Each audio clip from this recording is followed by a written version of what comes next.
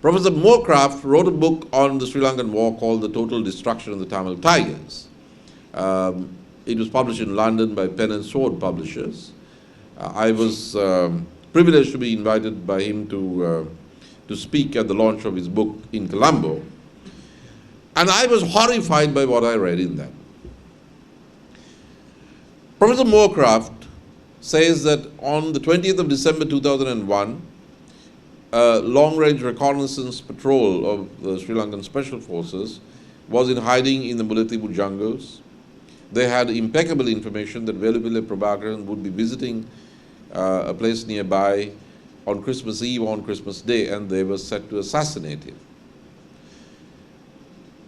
Had that decapitation strike taken place, the war would have either been brought to an end in 2001, or we would have had an expeditious, peaceful settlement, because the Tigers would have been greatly weakened.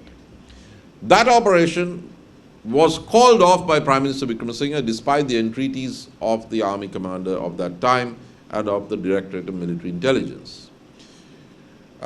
They pleaded with him that it would end the war one way or the other. But he called it off, and he did more.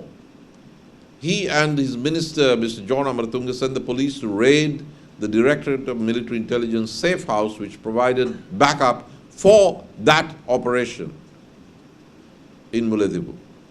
That was the famous Millennium City Athurigiriya raid.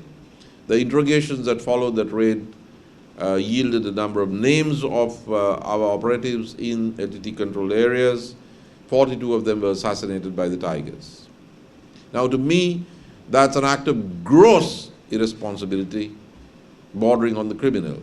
In any other society, such as France, where I served as ambassador, any politician who was found acting in such a way towards the fascists would be prosecuted and certainly debarred from politics. We've been far more tolerant.